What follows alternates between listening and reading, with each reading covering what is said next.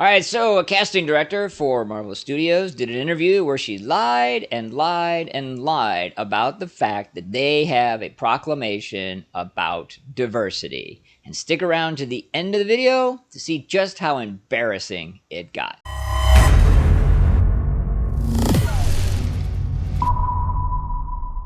We start right off with it saying, Marvel Studios casting director Sarah Finn recently confirmed that the film production company will continue to embrace the representation and diversity agenda that has seen the Marvel Cinematic Universe fall into decline during Phase 4, a phase that was unceremoniously killed early by Marvel Studios boss Kevin Feige. So apparently she was interviewed with The Wrap, and she lied about the diversity and representation agenda not being a proclamation. She said it wasn't, from my experience, a proclamation. Now, this was brought up because of the fact that Disney Marvel had made it a proclamation. It had actually been on their websites. They had changed it a couple times, removed it a couple times, but it was an edict from on top, and the article is about to bust that proof out. Talking about Disney, it says, on their Reimagine Tomorrow website, the first thing you see is a message that reads, at Disney, inclusion is for everyone. Reimagine Tomorrow is our way of amplifying underrepresented voices and untold stories, as well as championing the importance of accurate representation in media and entertainment, because we are all greater than a single story, and we all deserve to feel seen, heard, and understood. Now, that alone, you're saying, wait a minute, hold on, that's not a proclamation.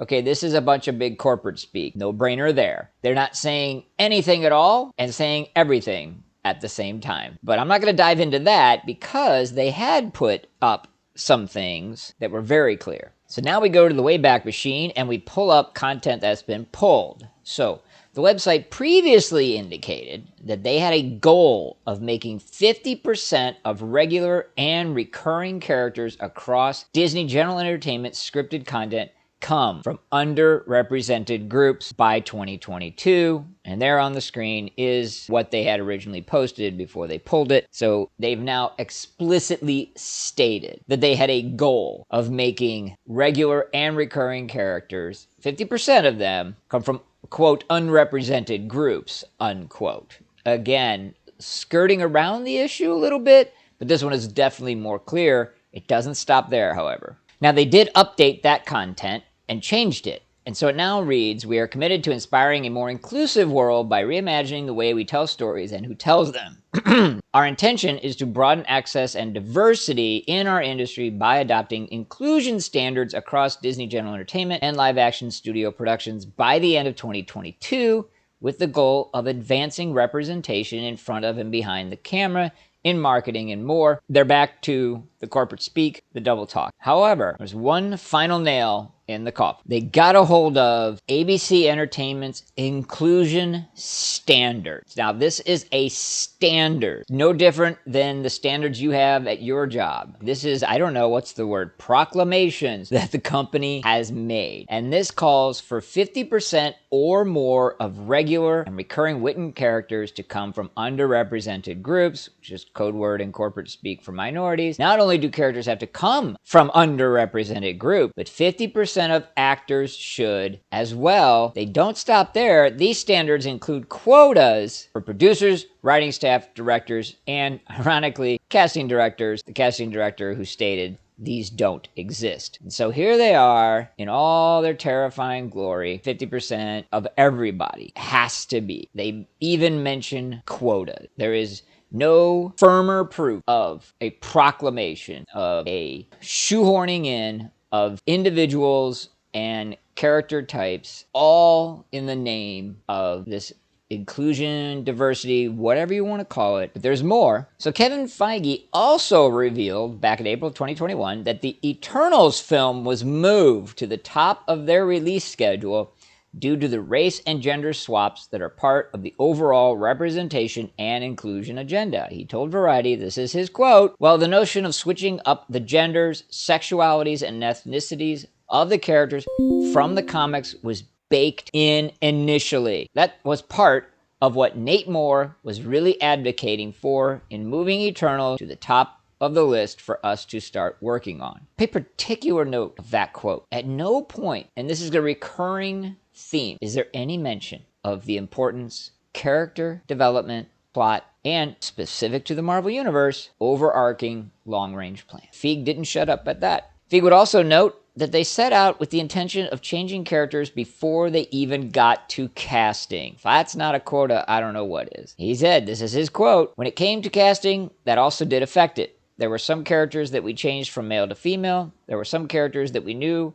how we were altering them from the books, but then also it came down to casting." All right, so Finn didn't stop there, and she dropped this major bomb to the Wrap in her interview. She said, quote, "I will say that after Avengers Endgame, it was one of the things that really fueled me. You know, there's that moment of, wait, where do we go from here? After Endgame, it felt so final. And then, of course, that impulse is we go with more representation, more diversity. We go younger. There's a whole fresh wave to explore here. And for me personally, that's really given me tremendous energy to kind of move forward." Despite the quotas that Disney is embracing, Finn tried to downplay them by claiming the company's top priority when casting is talent, despite a document stating that 50% of the casting must be from underrepresented groups. No mention of talent in there whatsoever. So she plays the corporate game and says, look, talent is number one, right? No, wrong. Your own policies state wrong. She goes on.